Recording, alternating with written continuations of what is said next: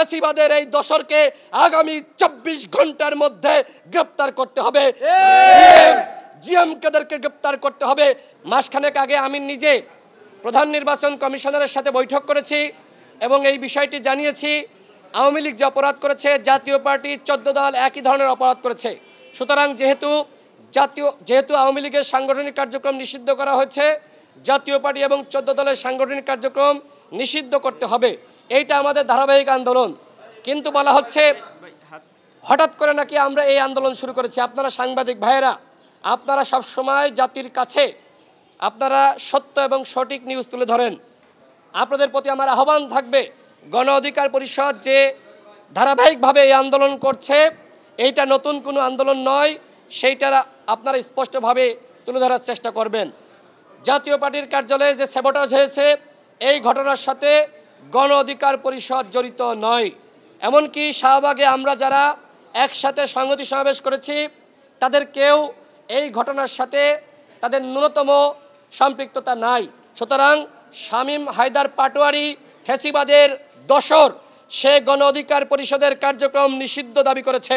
ওর অত বড় স্পর্ধা কিভাবে হয়? পুলিশের সামনে জাতীয় পার্টির কতিপয় নেতারা সেখানে মিছিল করছে, পুলিশ দাঁড়িয়ে দাঁড়িয়ে ললিপপ খাচ্ছে। এইটা পুলিশের ভূমিকা হতে পারে না। আমরা দেখেছি গতকাল আওয়ামী লীগ তেজগাঁওতে বড় মিছিল করেছে। সরকার যদি, প্রশাসন যদি, আর্মি, র্যাব, বিজিবি এবং যারা যৌথ বাহিনীতে রয়েছে পুলিশ, তারা যদি এই আওয়ামী লীগকে প্রতিহত না করে, আমরা ধরে নিব সরকারের একটি মহল, প্রশাসনের একটি মহল এই আওয়ামী লীগকে প্রোটেকশন দিয়ে মাঠে নামাচ্ছে। এবং আমাদের কাছে স্পষ্ট তথ্য রয়েছে, জাতীয় পার্টিকে আগামীতে বিরোধী দল বানাতে বাংলাদেশের একটি মহল এবং ভারতীয় যারা এজেন্ট রয়েছে তারা তৎপর। স্পষ্ট ঘোষণা, বাংলাদেশে আগামী থেকে সরকারি দল হবে, কে বিরোধী দল হবে এদেশের জনগণ সিদ্ধান্ত নেবে। প্রশাসনের কেউ, গোয়েন্দা সংস্থার কেউ, সরকারের কেউ, এমনকি ভারতের কেউ এ বিষয়ে ন্যূনতম নাক গলাতে পারবে না। আমার সর্বশেষ কথা হলো, শামীম হায়দার পাটোয়ারি এবং জিএম কাদের তারা যখন 24 সালে নির্বাচন করে, আপনারা খেয়াল করবেন তাদের পোস্টারে লেখা যে আওয়ামী লীগ সমর্থিত এবং জাতীয় পার্টি মনোনীত, অর্থাৎ এরা ফ্যাসিবাদের একনিষ্ঠ দোসর। বাংলার মাটিতে জাতীয় পার্টি কোনো রাজনীতি করতে পারবে না, আগামীতে নির্বাচনে অংশ নিতে পারবে না।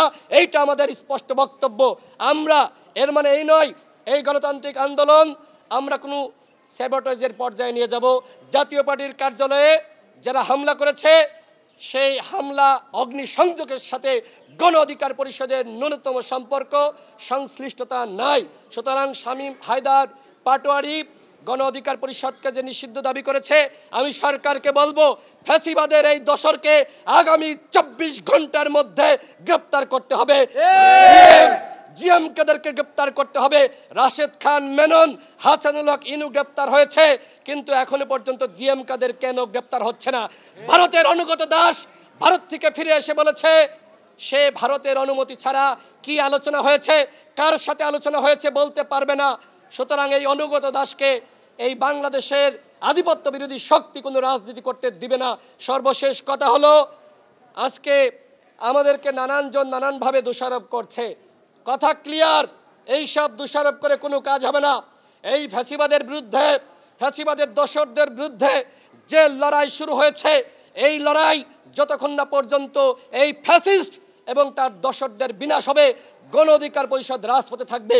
কেউ রাজপথে থাকুক আর না থাকুক, আমরা ইনশাল্লাহ এদেশের জনগণকে সাথে নিয়ে রাজপথে থাকব। কেউ ফ্যাসিবাদকে এবং তার দোসরকে রক্ষা করতে আসবেন না। যদি কেউ রক্ষা করতে আসেন, তাদের পরিণতি কিন্তু ওই হাসিনার মতন হবে। বাংলার মাটিতে ফ্যাসিবাদ এবং তার দোসরদের কোনো ঠাঁই হবে না।